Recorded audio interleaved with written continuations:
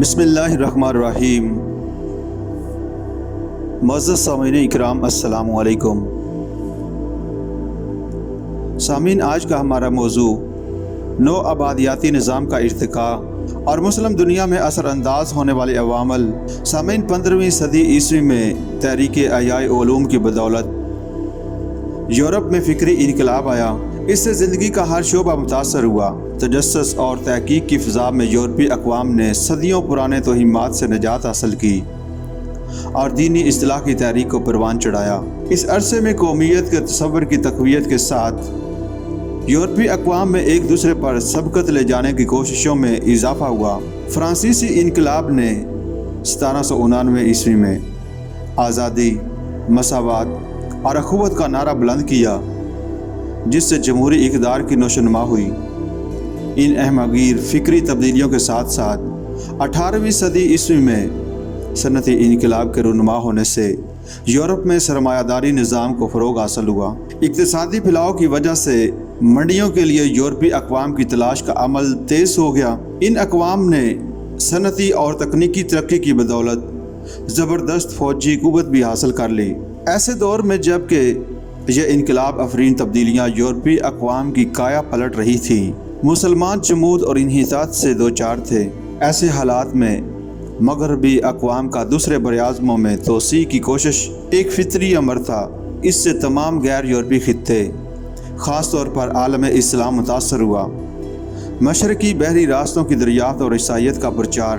سامعین، مشرقی ممالک تک رسائی حاصل کرنے کے لیے نئے بحری راستوں کی تلاش میں پرتگال اور اسپین پیش تھے۔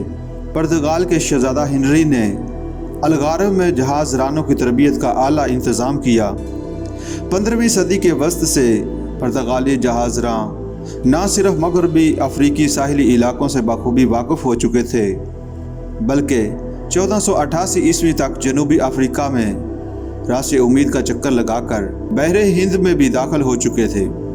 بالآخر 1498 عیسوی میں واسکو ڈے گاما نے ہندوستان کے مالابار ساحل تک پہنچنے میں کامیابی حاصل کر لی۔ اس سے کچھ عرصہ پہلے اسپین کی ایک بحری مہم کولمبس کی سرکردگی میں 1492 عیسوی میں مشرق جانے کے لیے بحری راستہ تلاش کرتے ہوئے جزائر غرب الہند کے باعث امریکہ کی اتفاقیہ دریافت ہوئی۔ مشرق جانے کے لیے نئے بحری راستوں کی تلاش میں اسپین اور پرتگال کی پیش رفت کی ایک وجہ اسلام دشمنی بھی تھی۔ اسلام اور عیسائیت کے درمیان صلیبی جنگوں کی محاذ آرائی کا سلسلہ اگرچہ 15ویں صدی تک کمزور پڑ چکا تھا، تاہم عثمانی ترکوں کی فتح قسطنطنیہ 1453 عیسوی اور مشرقی یورپ میں پیش قدمی کرنے سے باہمی دشمنی کی روایات برقرار رہیں۔ 15ویں صدی میں پرتگال اور اسپین کے عیسائی مسلمانوں کو نہ صرف اسپین بلکہ شمالی افریقہ سے بھی نکالنے کے لیے کوشش کر رہے تھے۔ پرتگال نے مشرقی افریقہ، عرب، ہندوستان اور جزائر شرق الہند کے ساحلی علاقوں پر بحری حملے کر کے مسلمانوں کو اپنے ظلم و تشدد کا نشانہ بنایا اور عیسائیت کو بزور شمشیر پھیلانے کی کوشش کی۔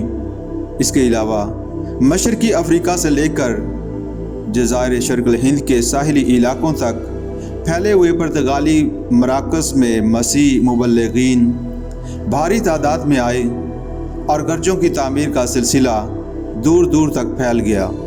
اب سامعین، یورپی تجارتی اغراض اور حاکمیت کا قیام پر بات کریں تو 1580 عیسوی میں پرتگال پر اسپین کے قبضے کی وجہ سے مشرق میں پرتگالی فوجی قوت کمزور پڑ گئی۔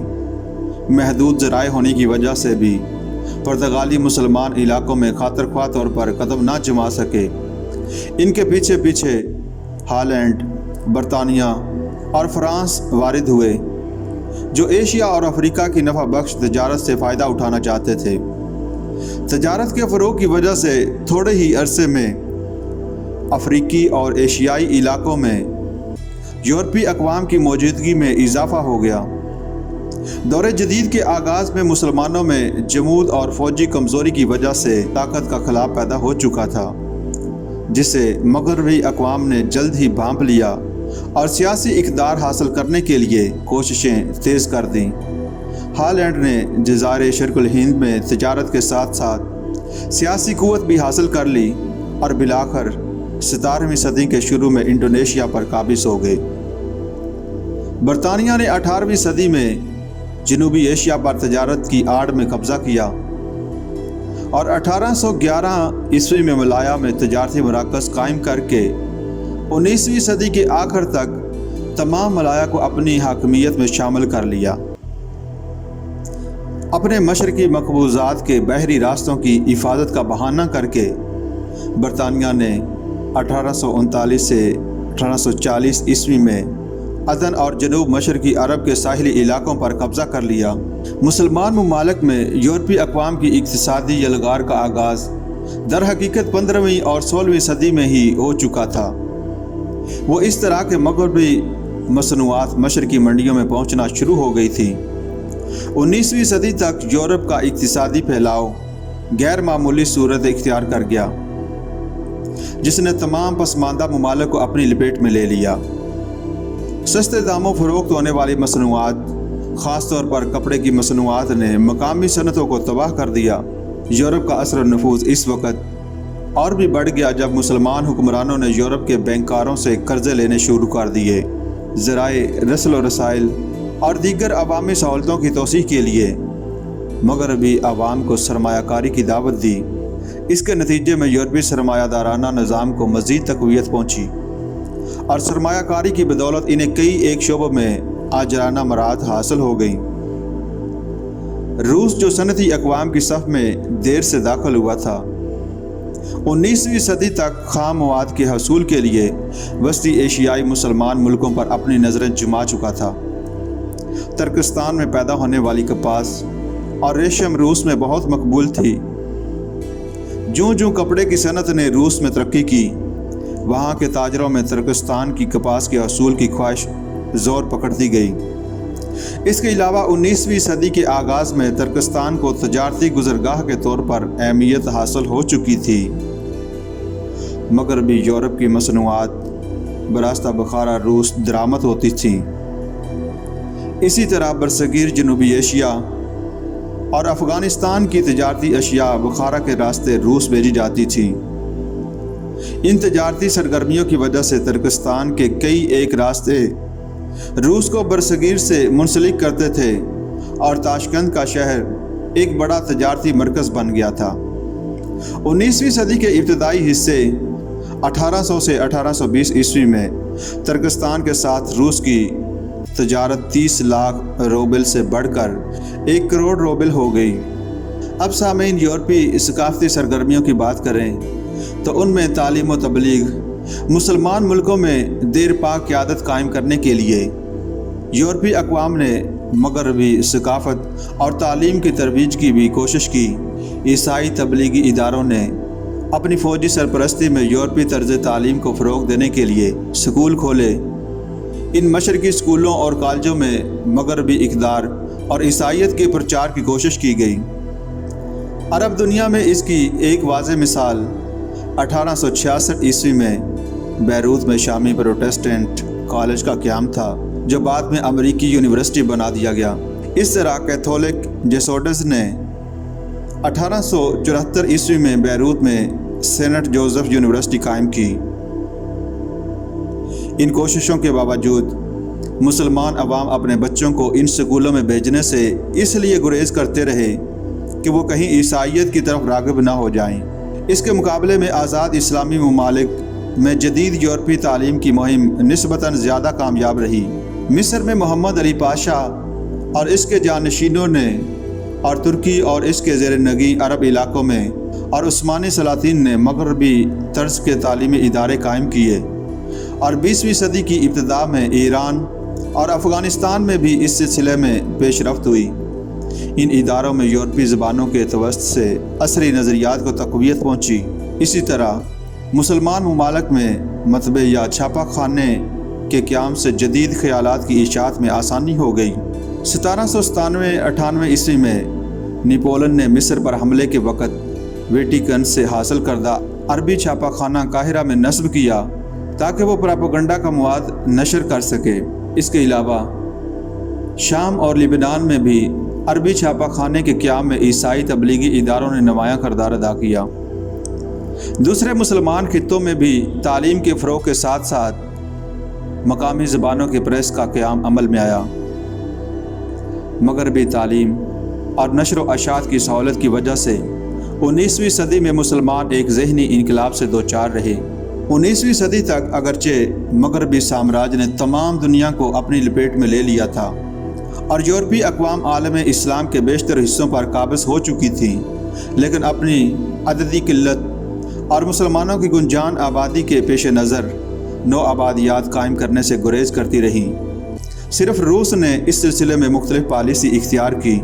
19ویں صدی کی آخری تہائی میں روس نے وسط ایشیا میں 20 لاکھ مربع کلومیٹر رقبے پر قبضہ کر لیا اور وسیع پیمانے پر زرخیز زمین ہتھیا کر نووارد روسی آباد کاروں میں تقسیم کر دی۔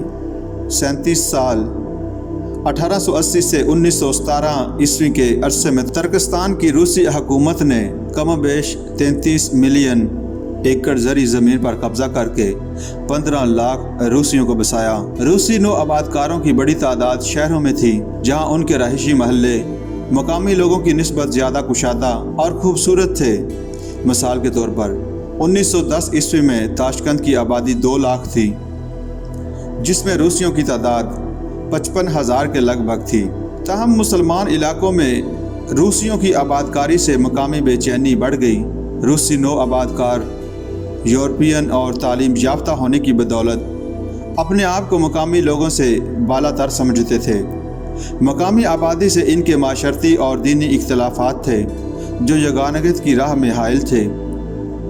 ترک قبائلی عوام کو کچلنے کی روسی پالیسی اور مقامی طور پر ان کی عدم مقبولیت سے ترک مسلمان عوام میں ایک قومی شعور پیدا ہونا شروع ہو گیا۔ تجارتی اغراض اور نو آبادیات کے حصول و تحفظ کے لیے یورپی اقوام میں باہم تصادم کے واقعات بھی رونما ہوئے۔ تاہم اس کے نتیجے کے طور پر مسلمان خطوں میں کوئی سود مند صورتحال پیدا نہ ہوئی، سوائے اس کے کہ یورپی اقوام کے اقتدار میں تبدیلی آئی۔ مثال کے طور پر ہالینڈ نے پرتگالیوں کو جزائر شرق الہند سے باہر نکال دیا اور خود انڈونیشیا پر قابض ہو گئے۔ اس طرح انگلستان نے فرانس کو جنگوں میں شکست دے کر ہندوستان اور ملایا پر قبضہ کر لیا۔ سامعین، اب اگر بات کریں عالم اسلام پر اس کے اثرات، تو یورپی سامراجی قوتوں نے جنوب مشرق میں اپنی حاکمیت قائم کر کے عالم اسلام کے روایتی طرز زندگی کو متاثر کیا۔ اس سے مسلمان عوام کی دینی، ثقافتی اور سماجی اقدار پر ناموافق اثرات مرتب ہوئے اور ان کی اقتصادی اور سیاسی زندگی مفلوج ہو کر رہ گئی۔